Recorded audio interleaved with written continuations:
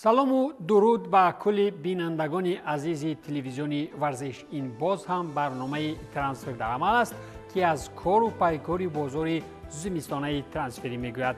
نخست چون ترتیب ما از بازار ترانسفری فوتبال تاجیکان شروع میکنیم. جام آسیا در قطر که برای منتخب ما فراموش ناپذیر و تاریخ آور پس سر شد، بر زمین دستاورد رنگین تیم منتخب همچنین راهی برخی از فوتبالبازان تاجیک را به تیم‌های خارج هموار کرد. برآمد چشمرسی بازیگران تاجیک در زمین قطری بود که توجه نسبت ایشان در بازار زیاد شد. در آمد گپ علیشیر شکوروف تحت توجه تیم دیناموی گرجستان قرار گرفته است. غیر از دیناموی تیفلیس باز یک دسته از قزاقستان و ازبکستان با جانب علیشیر پیشنهاد همکاری کردند، ولی با وجود این از استقلال یگان پیشنهاد همکاری نشده است. شکوروف به نظرم وقتی در کوکتاش بودنش از هنر و مهارتش به همگان نشان داد و شرط نیست که یک عمر پیشنهاد استقلال را انتظار باید شد. تیم‌های خارج در گمان با علیشیر شرطنامه امضا می‌کنند. ولی بر زمین گزارش رسمی که با اشتراک فوتبالبازی تاجیک به خارج عملی شد، این پیوستن فخرالدین احتموف فوتبالباز تیم جوانان تاجیکستان U23 به دسته اتیراوی قزاقستان است. مهلت قرارداد با تیم قزاقی یک سال را در بر گرفته. امید می‌بندیم که در خارج فخرالدین ارزنده فخر و تحسین می شود. از صفی روشن کلاب باشد بعد رفتن یوگنی گریتسنکو گمان می‌رفت که دروازه یک عمر خالی میماند، ولی چطوری بعداً مشاهده شد این تنها آرامی قبل از طوفان بوده است. گریتسنکو اوکراینی نه تنها خود به تاجیکستان برگشت بلکه باز یک دسند بازیگر برای کلوبیان آورد. دروازه‌بان اوکراینی روشن یوگنی گریتسنکو خود به تمرین‌های دسته برگشته. همچنین دفاعگر اوکراینی اندری مارکوویچ نیز روزهای نزدیک برای بررسی به صف تمرین‌های روشن می‌پیوندد. یک نفر دیگری که از کفای گریتسنکو به روشن آمد این دستپروری دیگری شختیار دمیتری پاولیچ می باشد و با او نیز قرار است غیرتعلی میرخمیدوف وقتی شرطنامه نویسی یک عکس گرفته در اینستاگرام نشر کند. خلاص که خونخیز به روشن آمدن اوکراینیونی کوهکن از شختیار با توصیه های گریتسنکو بوده. این موسم اگر روشن از جام ها بنصیب شود پس باید این شختیاران را به کان نمک واسع سفر بر کنند تا مهنت کرده آن پول شرطنامه‌ای را بازپس گردانند. اگر به کاری رفزنه زمستانه ترانسفری در اروپا دقت کنیم، آنجا لیورپول دفاعگر خویش نتانیل فیلیپس را به اجاره به کاردیف روان کرد. این هم پیش از آن صورت گرفت که دسته کلوب در بازی از آرسنال شکست خورد و درد سر زیادی برایش بار کرد. دفاعگر 26 ساله باقیمانده موسم را در چمپیونشیپ خواهد گذراند. پیشتر این موسم فیلیپس در اجاره در سلتیک بود و در چمپیونات شاتلندیا تنها 6 بازی دایر کرد. حیف آن بازیگر لیورپول که در چمپیونات شاتلندیا به میدان آمده نتواند. ممکن در چمپیونشیپ یک علاج کرده نام و ننگ بالا بردارد. همزمان دسته پرقدرتی پاریژی از چمپیونات فرانسه باشد نوآ لمینه را به اجاره به وولورهمپتون روان کرد و حق خریداری باید که 1 میلیون یورو را تشکیل دهد. در این تیم انگلیسی برادرش ماریو نیز بازی میکند. برادران اکنون در صف گرگان چنگال پیش میکنند. حمله‌ور 18 ساله با همین به چمپیونات انگلیس کوچید و در صورت درست کردن کارها به ارزش تنها 1 میلیون یورو میتواند پوره در انگلیا خودی شود، زیرا در پاریژ هیچ خودی شده نتوانست. نیمه اول موسم را نوآ در اجاره در سمپدوریا گذرانیده بود و در سری ب تنها 1 بازی دایر کرد. محض برای همین هم نرخش 1 میلیون یورو می باشد. در اسپانیا باشد اتلتیکوی مادرید با گابریل پاولیستا شرطنامه بست، زیرا دفاعگر 33 ساله با والنسیا شرطنامه را قطع کرده بود. این هم سومین بازیگر نو مادریدی ها بعد آوردن آرتور ورمرن و دروازه‌بان مالدوان به حساب می رود. شرطنامه بازیگر با تیم سیمیونه باشد تنها تا آخر موسم جاری مهلت داشته. موسم جاری در والنسیا و 18 بازی در لالیگا گذرانید. 14 بازی هم اگر گذرانیده باشد فرق ندارد. برای سیمیونه هر قدر دفاعگر باشد باز هم خوبتر است، زیرا ال چولو از آوردن دفاعگر هیچ وقت سر نمی شود.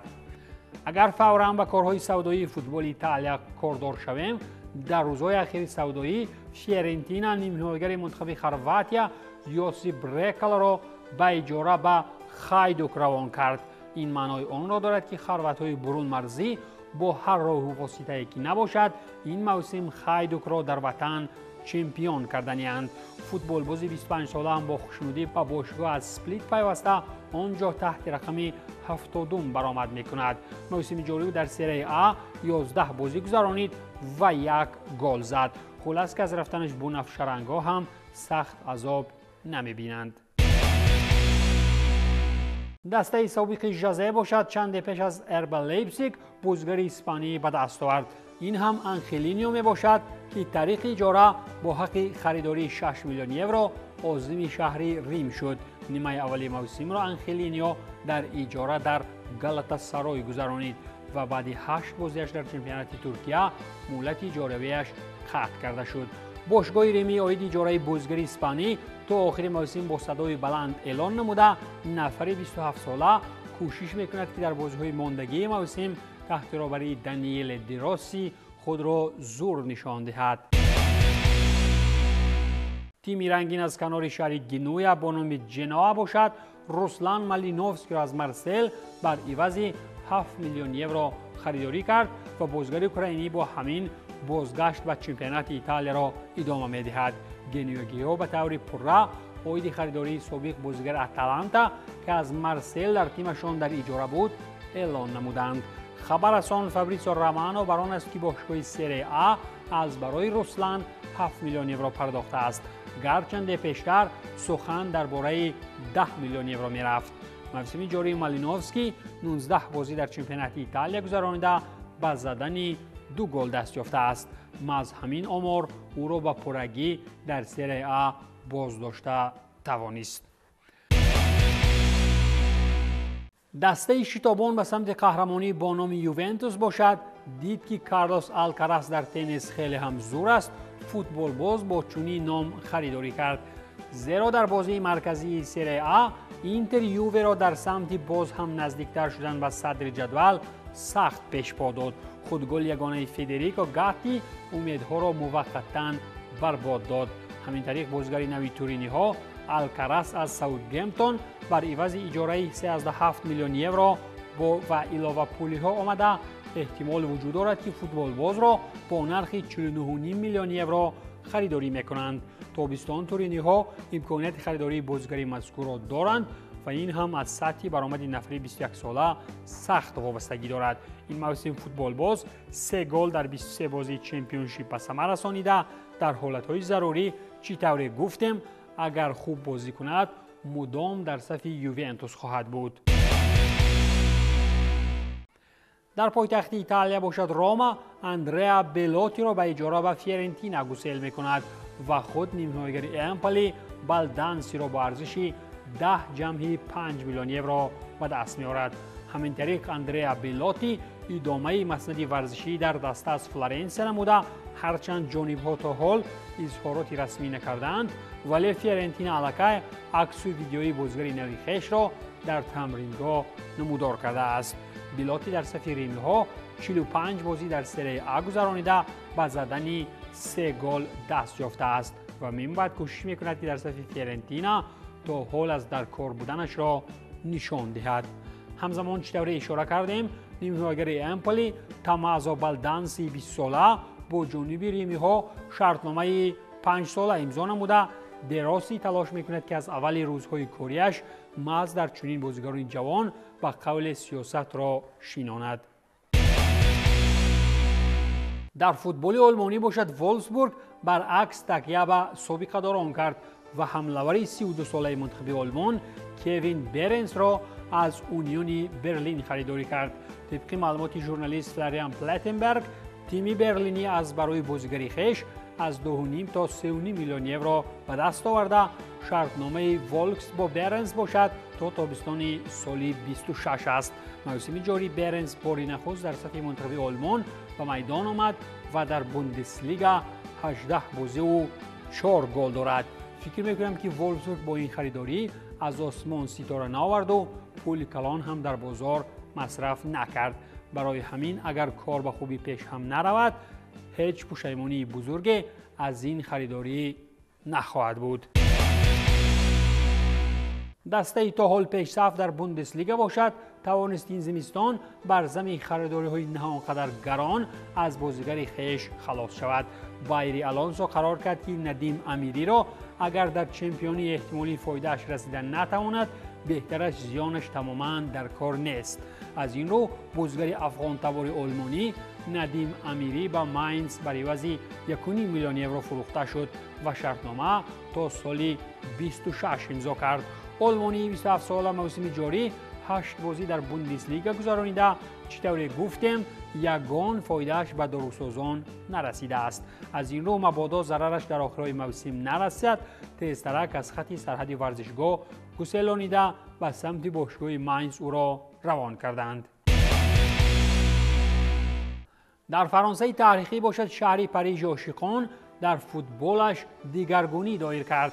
نماینده این شهر افسانه‌ای با نام PSG در فوتبال قرار کرد که برایشان دیگر شعر تماما ضرور نیست.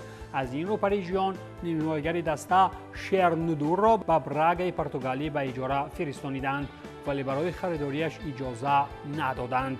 مبادا وقتی به صاحب ماندن جنگل در رفتن امباپه باز به همان شعر خودی زار شوند. همین طریق تیم پرتغالی فوتبالباز 19 ساله را به اجاره گرفت و برایش پیراهن با رقم 10 تقدیم کرد. موسم جاری ندور در لیگ یکم تنها 3 بازی گذرانید و هیچ مرتبه نرزنی‌هایش بر رقیبان فایده نکرد. از این رو بهر کسب تجربه و فابریکه تربیت فوتبالبازان گران گسیلش کردند.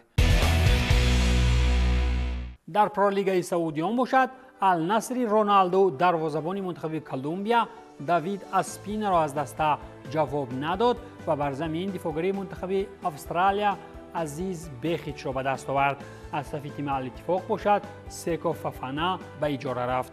النصر بازگشت دیگر برای اسپینا را با خوشنودی پذیرفته دروازه‌بان 35 ساله که باری نخست در صف دسته ماه ینوری سال گذشته بازی کرد اخیراً از جراحت شفا یافت.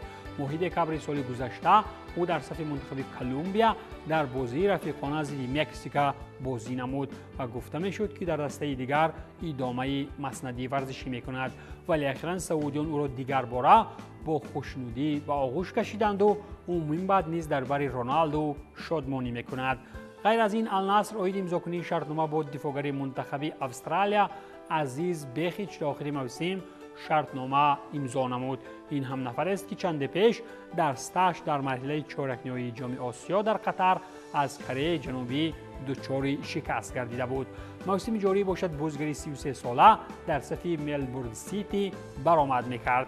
همچنین معلوم گردید که نیمه‌نگار النصر سیکو فافانا و دفاعگر عبدالله مدو طریق اجاره نیم ساله به صف الاتفاق پیوستند. دیگر دسته رونالدو یگان تغییرات کادری زمستانی نکرد و با همین میخواهد در دوام موسم تلاش کند تا به چیزی برسد.